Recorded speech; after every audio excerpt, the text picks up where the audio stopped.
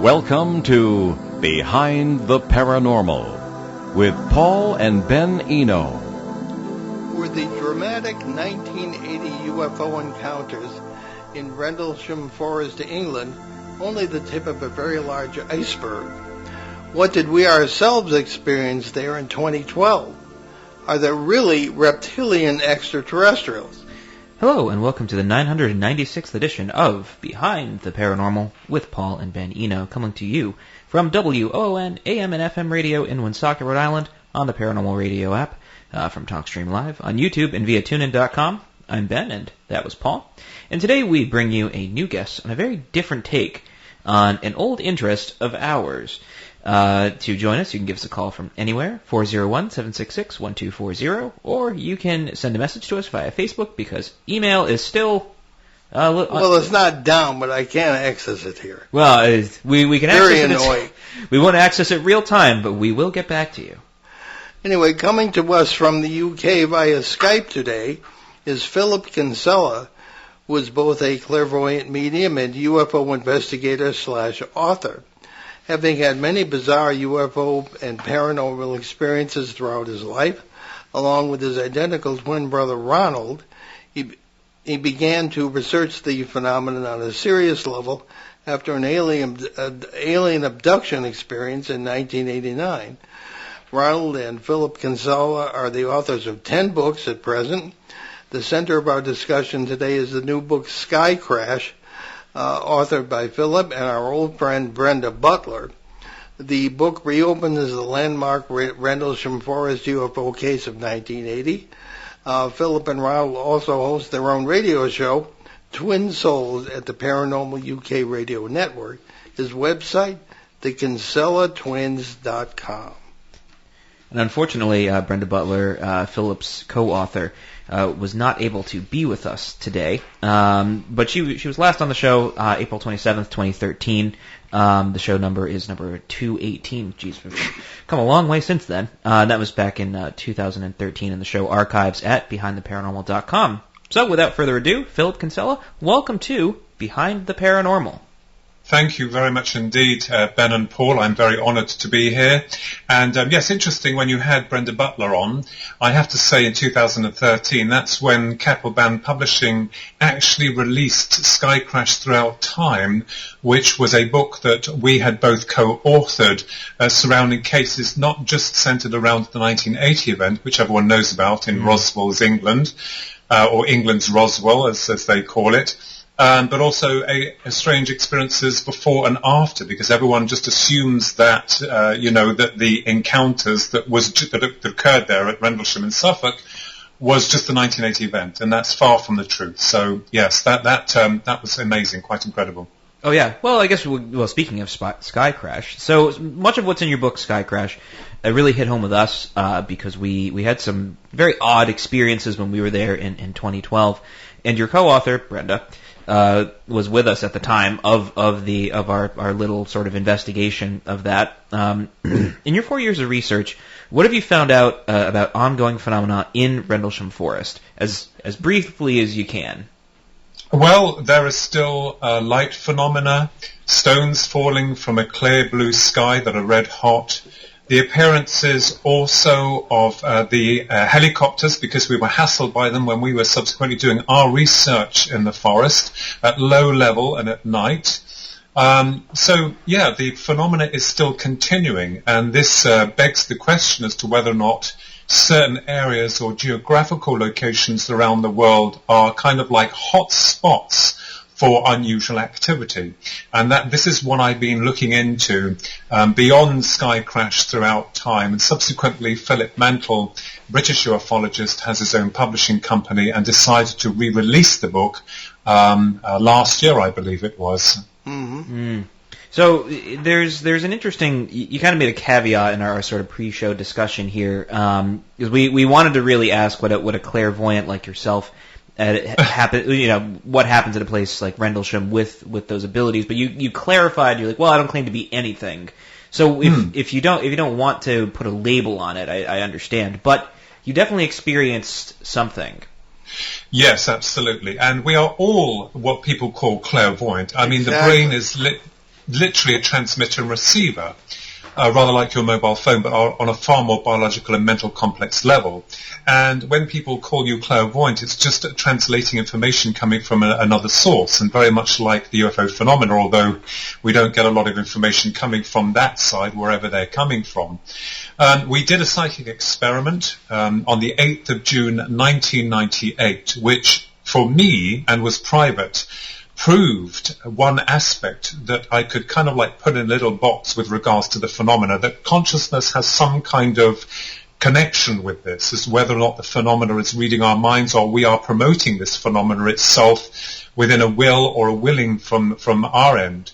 So that was something where we summoned a UFO, and that was performed by a psychic experiment, if people want to understand that, because we were desperate to try and see what was behind the phenomena and why this area was, so strange, and whether or not we could summon something. And that's exactly what happened. And that case has been documented. And of course, the danger is that with regards to any form of research, when you're looking into a certain area, whether it be Area 51 or, Skinwalker Ranch, which is protected, or Suffolk in England, or Paul Sinclair's brilliant research here in England in Bempton, you feel like you're crossing over onto someone else's territory, and you have to be very careful because you might put a few noses out, so to speak. So what kind of experiment did you do? Yes, well, it all came under the recommendation of the late Karen Carpenter through her song Calling Occupants. And when we had subsequently been doing our research at Rendlesham, under the recommendation of another wonderful and good friend and author UFO researcher, we decided to venture out there. And on one occasion, a week before we went to the forest on the 8th of June 1998, myself, my identical twin brother Ronald, and a good friend Susan sat in a circle and sent out an intention to whatever or whoever to state that we were going back there on the 8th of June 1998, and we wanted them to appear to us. We would take no cameras. I'm not interested in people saying we need evidence, because whatever evidence you bring to the table will be torn apart. It was to be a personal experience. So on the 8th of June, a week after the experiment, the psychic experiment, we went into the forest, and we went into the area near Capel Green, which is a big farmer's field, half of which was crop and the other half dirt. And it was under the cloak of darkness. Yes, I'm sure you both have. And we used to set up a little camp on the edge of where the edge of that part of the forest was. And so we crawled into the part of the farmer's field that was dirt at that point. We sat down and we meditated. And this would have roughly been around about 9:47 at night. There was a full moon, the sky was clear, and we sat in a circle and meditated and came out of it. And then we saw something very strange. We saw this red light that appeared near the farmer's house, and we thought first of all that the farmer had seen us in his field from the other end and got in his car and was going to come across and to chase us off. So we started to move back towards the entrance of the forest, and then I stopped because I thought, well, a car's light is not red and there's only one of them. And as we watched this light coming forward, it then shot across diagonally and disappeared into the other part of the farmer's field that had crop in it. And we thought, wow, that was amazing. And that was roughly around, if memory serves me correct, around about 7 minutes past 10. At 10:15 exactly, on the 8th of June 1998, and at the other end of the field were these very tall trees, there was a flash of light, and there appeared a pyramidical object, and then underneath a gap and a circular appendage. And it was huge, and the top part of it was emanating light like gold and white, as though it was coming from an inner source from inside the triangle. And underneath the bank beneath it, the other part of the object that was separated, rather like the brim of a witch's hat, there was a bank of blue lights, and the triangle started moving one way, and the bank of lights were moving the other, almost like clockwork. And we viewed it in the binoculars, and it was incredible. It made no sound, and then I started to run towards it. And as I started to run towards it, I was excited but fearful. The other two, I was shouting back, asking them to tell me that it is triangular in nature, that it has a gap and a circle appendage, and I wanted to confirm that what I was seeing was the same as what they were seeing. And I remembered my jeans getting soaked as I ran through that part of the field where the crop was. And when I came nearer to it, I remembered looking up at it and thinking, my God, this is amazing. And then I tripped. And as soon as I tripped, it was gone. It just disappeared. And I fell to the ground, took in a load of dirt in my mouth, and then I cried, and then I laughed because I thought, no one will believe us. And this is something that I reported the very next day to a well-known UFO magazine, spoke to an editor whose name I couldn't even pronounce, let alone spell, someone called Bream Forbes. He asked me, he didn't know who I was, to send all the information to him that he would send them to Peter Robbins. He didn't know that I knew Peter Robbins. And then which we did, and then there was nothing. It's not a conspiracy, but a month later, or around about a month later, I think it was, if memory serves me correct, I phoned the magazine back up and said, look, I spoke to a guy called Bream Forbes. No, we don't have anyone here of that name. So, if anyone's got that information, please send it back to me. Well, Peter often listens, so we'll see. Peter is a good friend, and he, as far as I know, he didn't get any of the information. So it was all very strange. But it proved something to me. I wanted to see whether or not there was some kind of connection between the human psyche and whether or not this intelligence or this force, and I'll call it that, is able to pluck into our minds, read our minds, or, is this something that is that's generated within the depths of the human mind that projects itself to you as the way that it would want you to see it.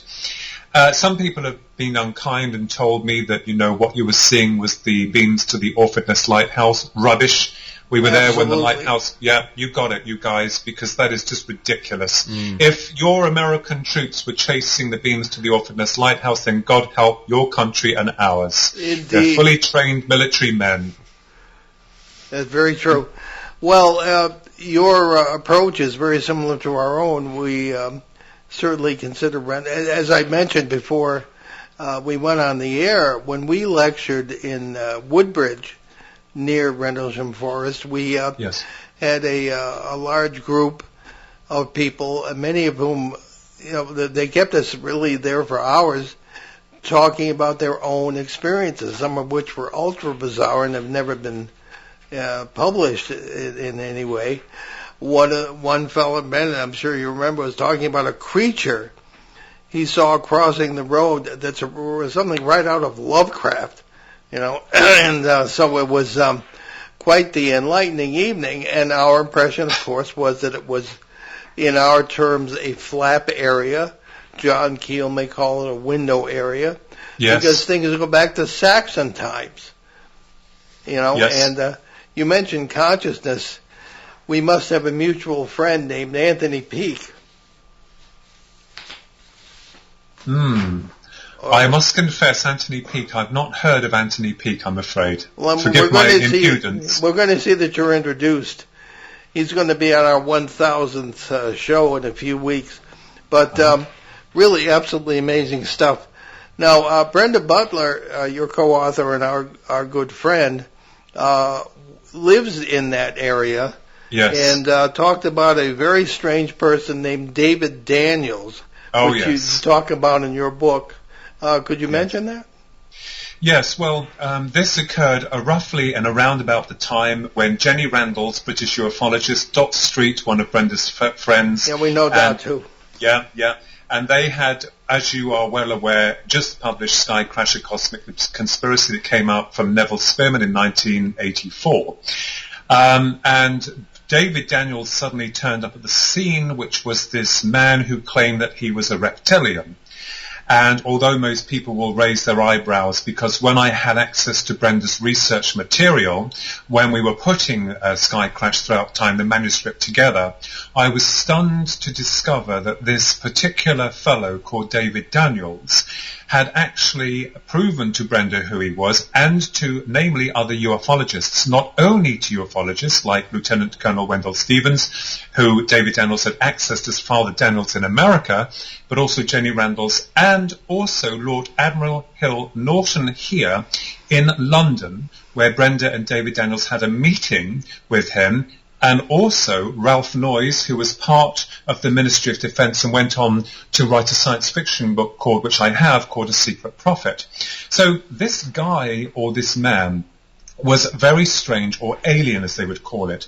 And when I subsequently started to put the material to the book together, I interviewed some of the local witnesses. And let me tell you, when they are in front of you and they're looking you in the eye and they are telling you what they experienced, that is a completely different story altogether. It's all very well for people to sneer and laugh and say, oh, I don't believe it. But when you start to look, if you read the book, at the very strange high levels of strangeness that surrounded this guy, and not only that, but I am convinced that before I even met Brenda Butler, before I got involved with the book Sky Crash Throughout Time, not to be mistaken through their first book, The Sky Crash, A Cosmic Conspiracy, that we, my brother and myself and Susan, we think had met this guy at the forest when we did the Sky Crash, long before I met Brenda, as I said, using the alias Joseph. And his characteristics and mannerisms were certainly very much the same as this so-called David Daniels. So, yes, he was otherworldly. In fact, with Ralph Noyes, when he went to go and meet Ralph Noyes in London, David Daniels actually stood on one of the bridges to London that wasn't far from one of the central television studios, raised his arms in the air and presented these three circular UFOs in triangular formation. They were separate, to demonstrate his so-called power. This entity could read minds, and most people found him very bizarre and frightening. They didn't like being in his company. They didn't know what he was about or what he was after.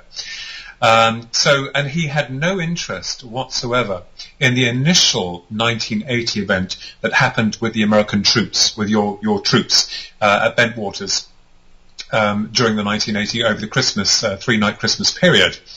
So it was very strange, and people assumed that perhaps he was there to muddy the waters, but no, he didn't muddy the waters. Brenda is an exceptionally very strong lady. She's very much admired, and she won't take any nonsense. And I was very honoured to have been able to be shown not just her material, but also some of the residue that apparently came off of the object, the molten object that Colonel Charles Holt had seen with his men on the night of 1980 during the Christmas period, that had solidified into this strange material. So, when you talk of David Daniels, Brenda is adamant, and I respect what she says, that he had no part to play within the initial unfolding of Rendlesham case itself. But it seems very strange that his timing was perfect, and just subsequently after the release of their first book, because they did reprint it into paperback, it was hardback, Sky Crash, A Cosmic Conspiracy. So very bizarre, and he disappeared. No one could knew where he was, but I think that perhaps he had somehow appeared to us many years later, and before I got involved with the case, when we were doing a Sky Crash with a group from a local UFO network that I belonged to, and every single person within that group, all they spoke about was Joseph. And when I look at the material of David Daniels, the same was said with him. So who knows? Was it one of the same? There's no way of proving it. But a gut instinct tells me that is what I feel. Well, one of the fascinating points that you make, Philip, is the notion that we contribute to the experience ourselves. And we have found that really from day one, that we don't sit there and simply experience things. We bring, whether it be preconceived notions or our own energies or whatever you want to call it, to these things. We have, I think the nature of the experience is determined by this to a great degree. When I, much to my shock, encountered a Bigfoot-like creature on September 16, 2016 in Pennsylvania. Wow. It appeared to be the same. I was looking for something entirely different. As a little girl was to encounter not long after that, in broad daylight, in a dirt road below the same hill, And Wow. I considered it a sacred experience. I felt privileged. But she was utterly terrified, and to this day will not talk to us. She's, gosh, must be in college by now. Oh no, not that. I don't think she's probably like elementary school, maybe. Okay, well, maybe nevertheless, middle school at this point. I hope someday she'll talk to us about it.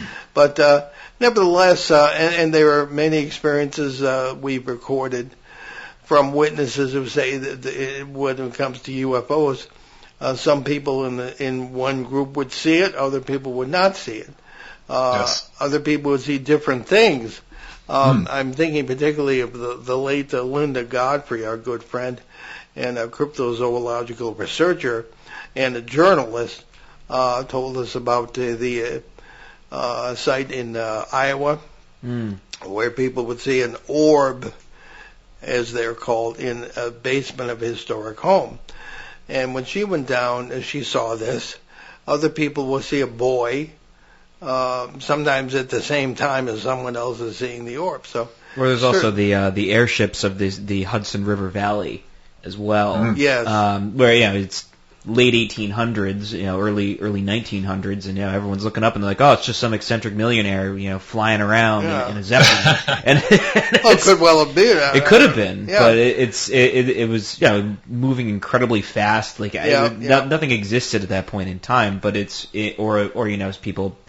I remember. I think it was Linda Zimmerman who did a talk that we happened to be speaking alongside her, and I sat in.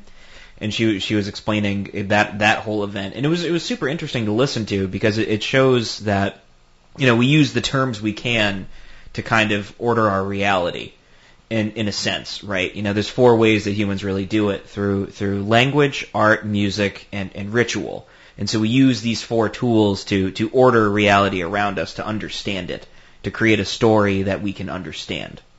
And yes. as I say, we put labels on things that we can understand and do not necessarily reflect the deeper reality. What we have to understand, however, is that I think that when we are exploring the subject matter of not only ufology, but also cryptozoology and other areas of the paranormal, we as a species, we don't know enough about ourselves and the enhancement of consciousness or the mind and our ability to create from that. Indeed. And I think that, this may open up new parallels. I have finished a new book that's called Terrestrial Trespassers that's due out next year that explores some of these finer points in theoretical detail. But I think that, this multi-complex phenomena, the light phenomena, is certainly an area that's very interesting, and I will explain that mediums, for instance, or I don't like the word because it's so Victorian. It reminds me of women sitting around a table and rapping underneath for the dead. But so much so. Oh, yeah. Translators, I think we are. As a translator, you see these small lights. Sometimes they're in different colors, like blues, yellows, gold, whatever. I couldn't tell you what they are. People say that they're spirit manifestation. We don't know because the phenomena doesn't tell us. Now, UFOs come on a much larger level of light phenomena, and this light phenomena is known to manifest or open these portals. So our argument is basically my argument entirely is, where are these aliens? Where are the dogmen? Where are the Sasquatch? Where exactly are they?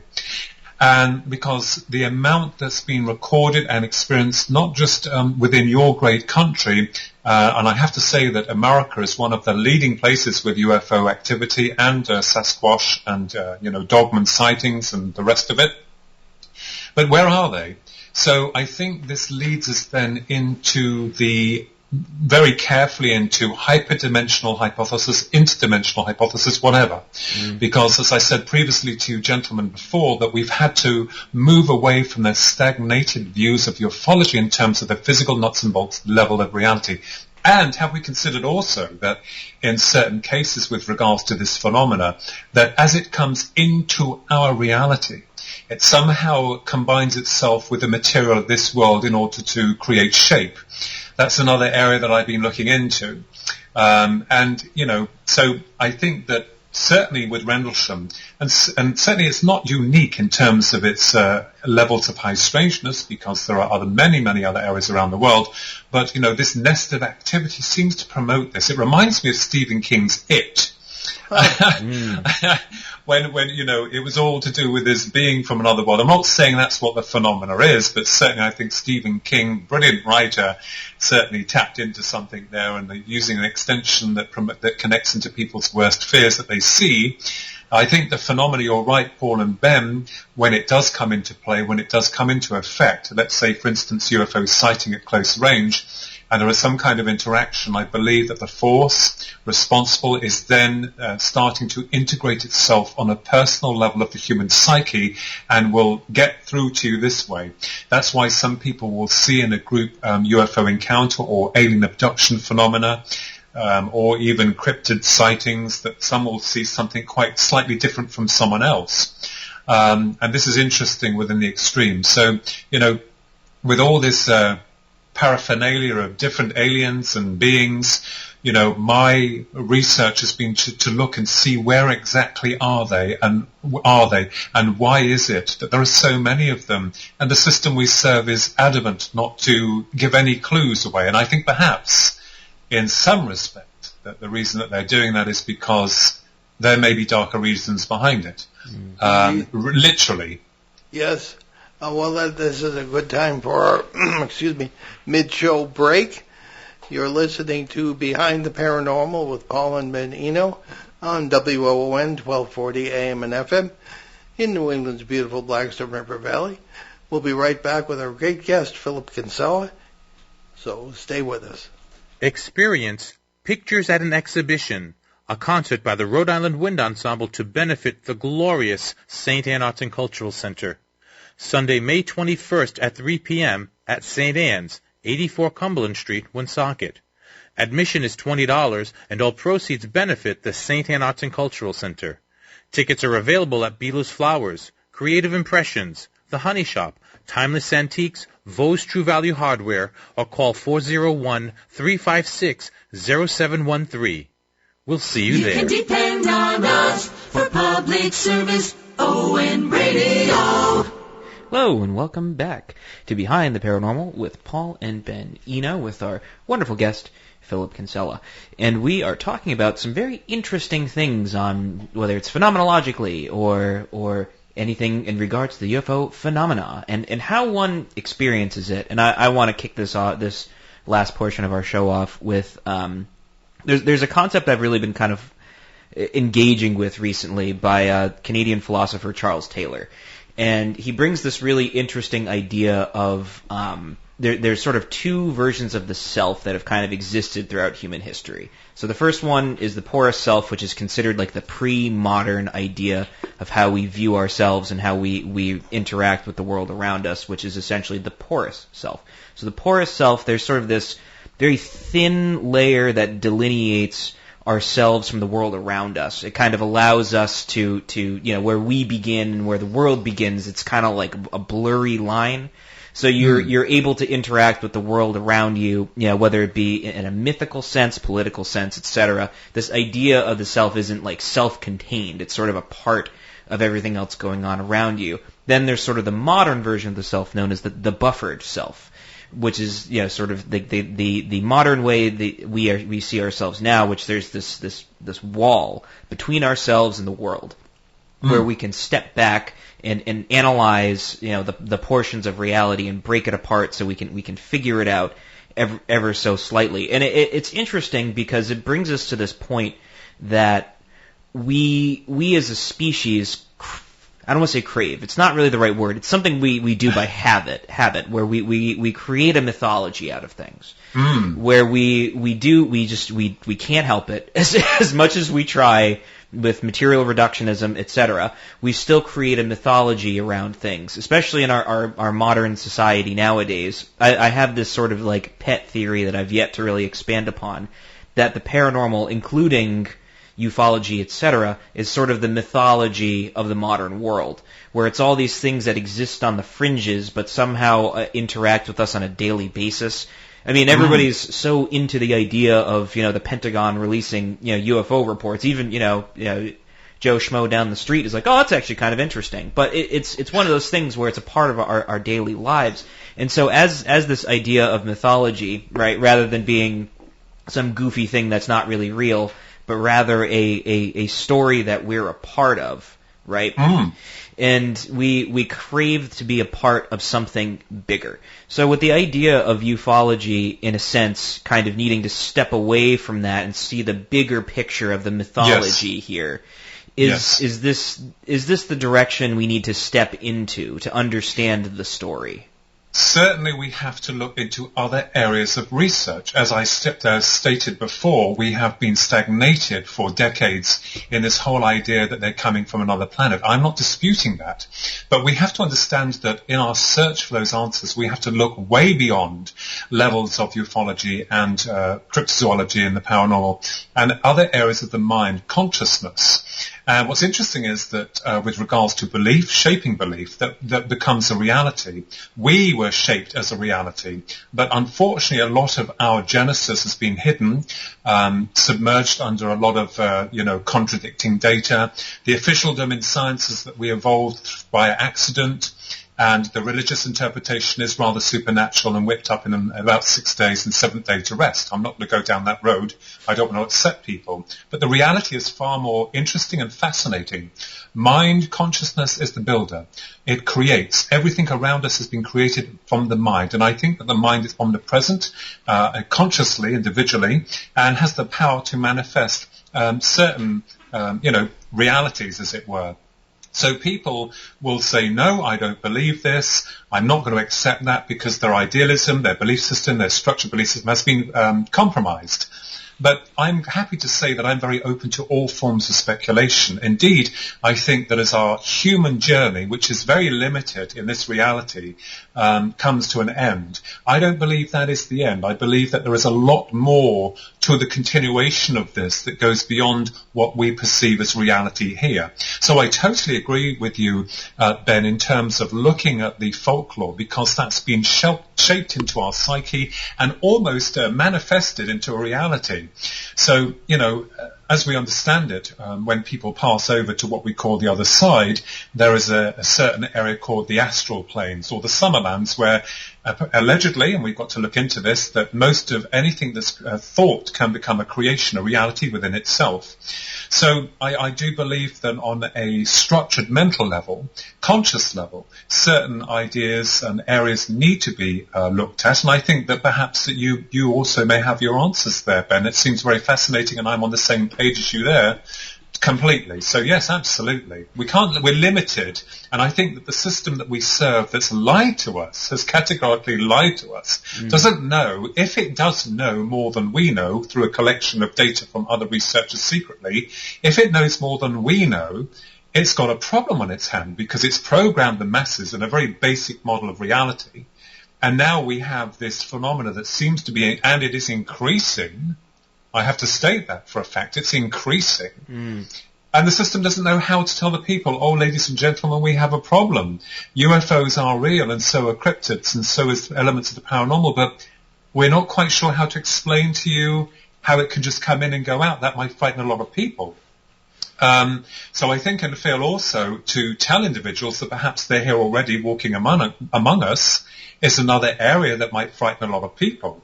I do have a sense of humour. Let me try and find the zip and pull the mask up. I'm just joking, you guys.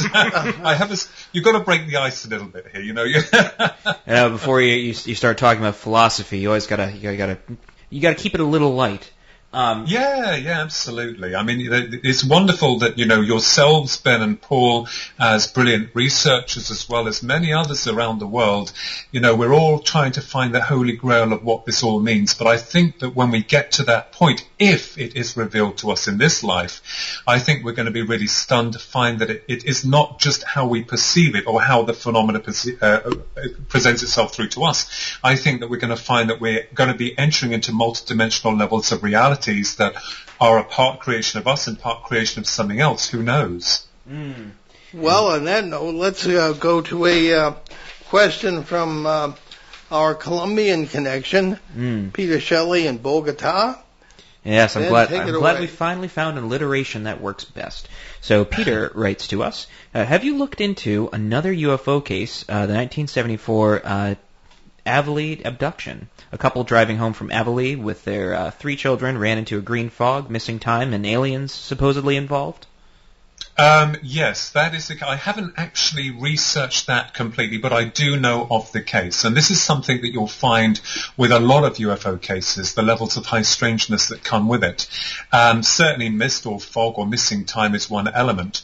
And I've just been put in touch with another amazing ufologist, Steve Aspin, who's written a book called Out of Time, which deals with the abduction phenomena.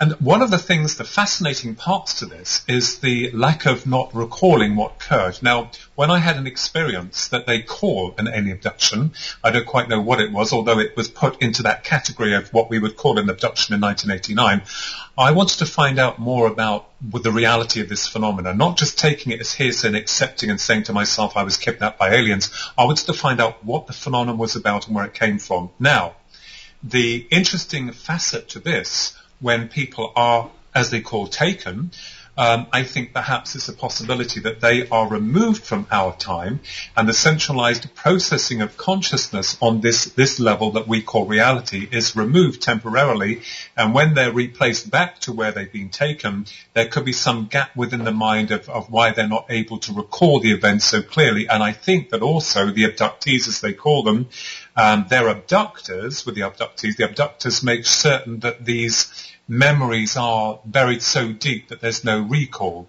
So I think it's fascinating. That's one case I do know about, but have not, and I'm very honest and black and white, that's me all over. I haven't looked into that completely, but it's just one case of many, many hundreds, maybe thousands of cases around the world. Well, that's fascinating, your own abduction experience, because in the book you mentioned the discovery of a chip in your shoulder. In my right ear. Oh, your ear. I'm sorry, I thought it said shoulder. But can you talk a bit about that? Was that an implant, do you think? Well, Brenda had hers. I think you're probably saying Brenda had her chip in the shoulder. I remember her telling me that. Yes, she had that. Mine was in the right ear. So I had a lot of problems with my right ear many years after the initial event in 1989, and I had profuse nosebleeds to the right nostril. That was very embarrassing. They were going to cauterize my nose, but they did not get round to doing that because they stopped. But the right ear, when I'd gone to the doctors on no less than 3 occasions, on the third occasion, they didn't know who I was. I mean, I'm Joe Bloggs to many people anyway. When I went to the doctors, the doctor brought out the device and had a look and had a good look and then another look. And then she went to go and get another doctor and brought her in. And she looked in my ear and she said some very strange things. She said, it looks like it's still healing and it has a crystalline structure within it. Now, there were some other things said, but as you know, I'm black and white. I won't add or subtract anything here. She put the device down and went back, and the other lady looked at me behind her desk and she said, have you been abducted by aliens? Well, I left the doctor's surgery far worse than when I'd gone in, when I got to my car. But I will tell you what was strange is that they didn't send me to an ear specialist or, you know, in the central Bedford hospital here. No. So, and that was all due to the fact that I felt the device, whatever it was, retract, literally physically move back in my ear on one of my birthdays when I was resting. And that prompted me to go and have it looked at again. But you'll find that, you know, with regard to this subject matter, you know, people say, I want evidence, I want proof. But whatever proof you bring to the table, this phenomena appears to kind of like, it's almost like the X-Files, right? I mean, when Mulder and Scully was on a case and you saw the wonderful things going on, and at the end, they were left with hardly anything. And I think the phenomena does that because it's not within our reality. The object, I think, or feel is still in there, and for personal reasons that I can't mention here, because of something that happened to the world roughly about 3 years ago, I will say for everyone that I have been injected 3 times, never again. There was another incident that occurred that's in my new book because I was brave enough to explain what happened, and there may have been another intervention, whether or not that had anything to do with the so-called stuff that was administered into the body, and they, whatever or whoever, whatever they were, came in and did what they had to do. I don't know. But that's another area that's very sensitive, and I've spoken to other researchers about that because it hasn't been tackled because, for one, we're not allowed to mention it. Strangely, certain words, keywords, we're not allowed to use with regards to the so-called thing that happened 3 years ago and where certain people had some kind of help towards that. I will One say wants that. to avoid being burned at the stake. But So, yeah. no, well, I was just going to say, why don't we take a moment, Philip, if you could tell people about your books, where they can get them, and the website, and what you're working on now. Well, I've had a number of books published by other publishers. Most of them are out of print now through contract. But one of them is called You the Public Deceived, The Grand UFO Deception. That's available from Philip Mantle's Flying Disc Press. And I've also got another one called God, there's so many I've forgotten now. We've got to that point too. Guardians of the Dead, which deals with the psychic component, and then the new one which is due out. Obviously, Sky Crash throughout time that we've been speaking a little bit about. But then a new one that's due out in 2024 called Terrestrial Trespassers, which deals with the greys, the abductions, and areas of high strangeness. And I think for me and for many other researchers out there, it's very difficult because you want to tell the truth, which I do in the works. But unfortunately, on many social platform sites, you are gagged. And there is this fear of not being able to say what you need to say. For instance, I will explain, and our website, www.thekinsellatwins.com, just put that in there. Look at the art my brother's done and everything. But there was one program I was watching that was talking about cattle, and I'm not going to finish the sentence of what that word is at the end of it. Yes. But being informed that we cannot use that word with regards to the phenomena at hand.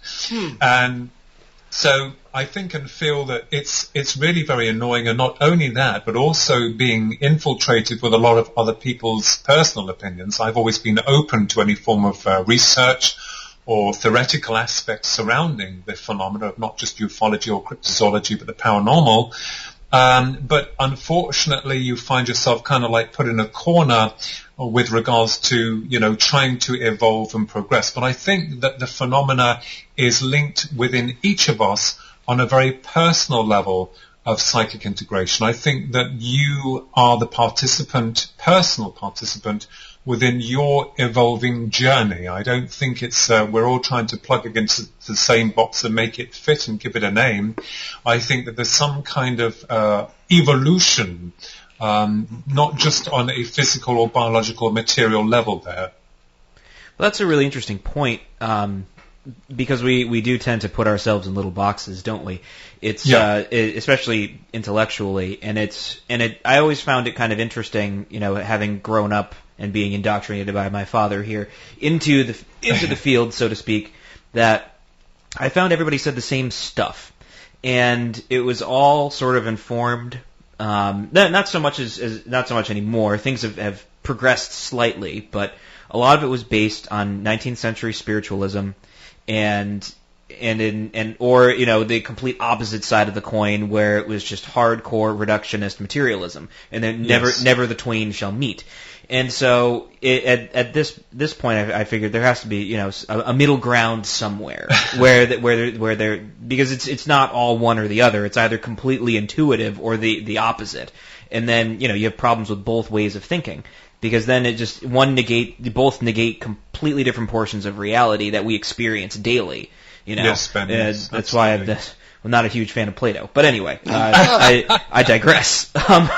So there's a really interesting philosopher by the name of Thomas Nagel who put forth this essay called "What Is It Like to Be a Bat?"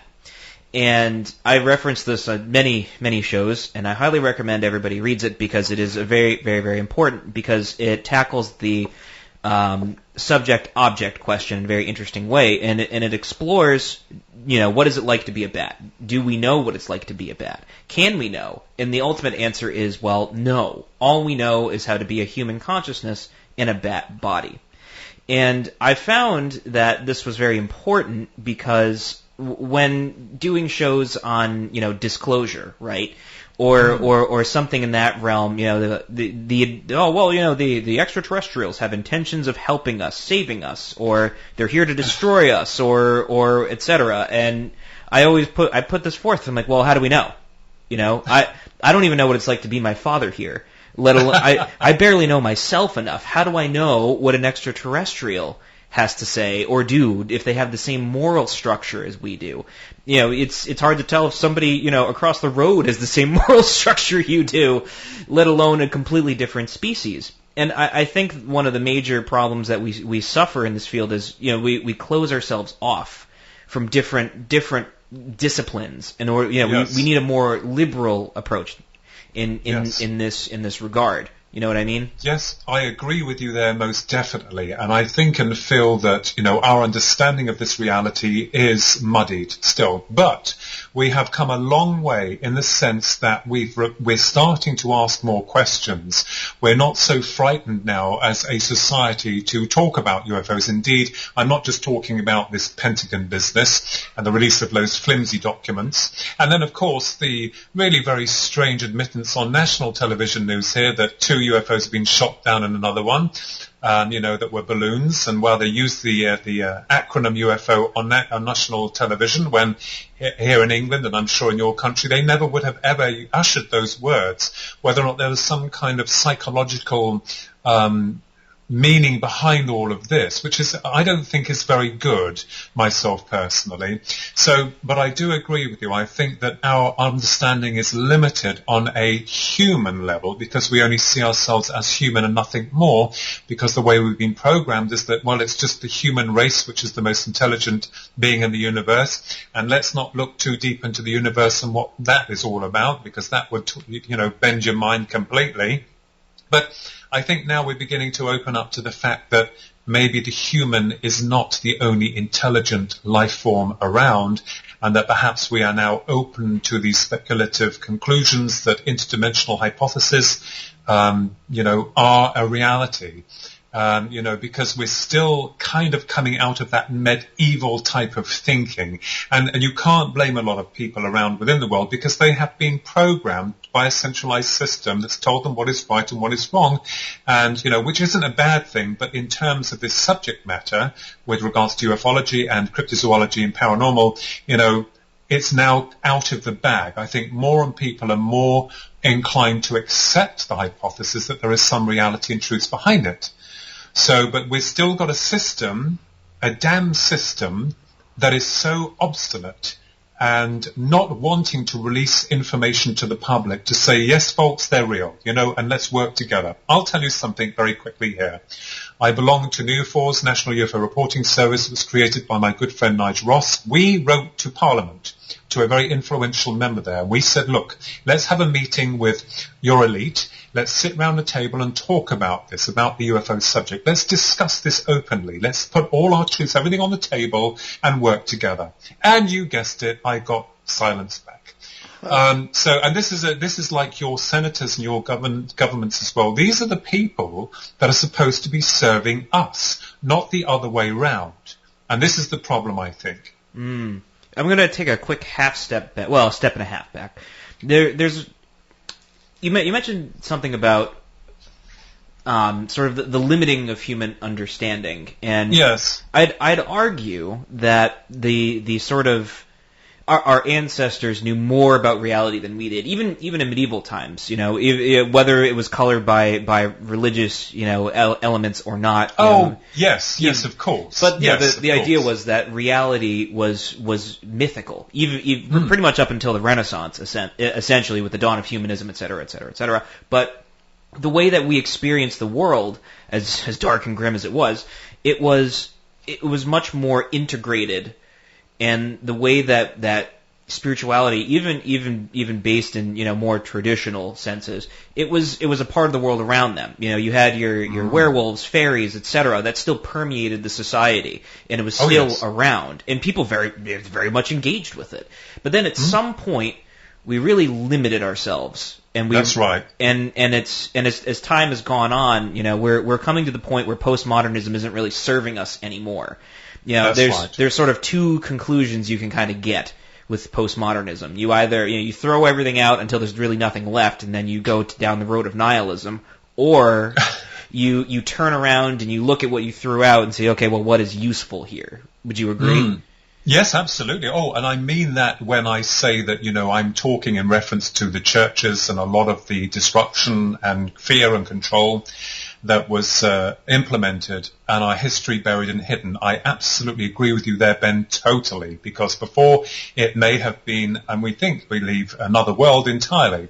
And it's all to do with our sense of perception, our sense of reality, I think, and Phil, this is where the interdimensional hypothesis is certainly very interesting in terms of what we've been programmed to accept as reality. But a lot of people, I think, now are beginning to become open-minded with regards to the phenomena, and a lot more people are talking, as I said before, which is wonderful.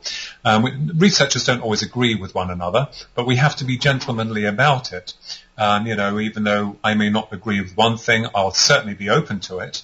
But certainly I think it's an individual journey, and I think it shapes us as who we are and what we are as human spiritual beings.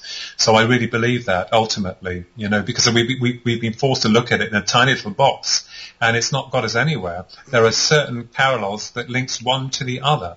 And this is key, because when UFOs are seen, then this promotes levels of high strangeness that bring in Sasquatch or Dogman or some other weird manifestating being. These things seem to be part and parcel of the phenomena itself, as though there's some kind of instability with regards to the dimensional shifts that are opening. We don't know. But certainly an area that we are still looking into, most definitely. Well, Philip, I can certainly see a number of shows that we could, attract you for, I hope. We are just about out of time, unfortunately. Can you give us your website one more time, please? Yes. The website is www.thekinsellatwins.com. Kinsella, K-I-N for November, S-E-L-L-A, and that's thekinsellatwins.com. Outstanding. All right, very good. Well, Ben, take away our announcements if you would. Sure thing. So you can look for us at the Exeter UFO Festival in September. That's Memorial Day weekend. And for my dad, you can check him out at the Arizona Dowsers Conference in October. Visit our show website, behindtheparanormal.com, where you can find nearly 1,200 hours of our regular shows and special broadcasts since 2008 from CBS Radio, Achieve Radio, and here on WOON, AM and FM. And there is a special link to the Rendlesham, Return to Rendlesham radio series we did in 2010 and 2011 with all the major theological figures who were with us from that case, and that's all available free. You can also hear many of these broadcasts on the major podcast platforms, including iTunes, Apple Podcasts, and YouTube. And you can download our show app. That's free at behindtheparanormal.com. You can browse our books as well, along with those of our great guest co-hosts at our show website, behindtheparanormal.com, where you can find out more about the show, our many cases over the years, our public appearances, and how to book us. Our website has a charity page with links to several good causes we have adopted and whose organizers we know personally and can vouch for it. This includes the Hope for Hilldale Cemetery in Haverhill, Massachusetts, USACares.org, Canadian Veterans Advocacy, Helping Haiti's Orphans, the Crohn's and Colitis Foundation of America, the Sisterhood of Ground Zero, and most recently a GoFundMe page for the folks in East Palestine, Ohio, site of the recent train and chemical fire. What do we have next week, Ben? Well, next week, an apt show, which is on, that's May 21st. Jeez, we're plowing through May, aren't we? Dr. Simeon Hine will be back to continue our conversation about crossover phenomena. And I have to warn you fellows that Steve Bassett is scheduled, the leader of the disclosure movement, in June, so be ready. Oh, I mean, hey, I have no problem with Steve. I like Steve a lot. It's yeah. I'm just very, very suspicious of it, is all. Well, anyway, we'll leave you today with a thought from that old sweetheart, Albert Einstein. The most beautiful experience we can have is the mysterious. It is the fundamental emotion that stands at the cradle of true art and true science. I'm Paul Eno. And I'm Ben Eno. And thanks for joining us on our great cosmic journey. And we shall see you next time on Behind the Paranormal. Return to this radio frequency 167 hours from now for another edition of Behind the Paranormal with Paul and Ben Eno.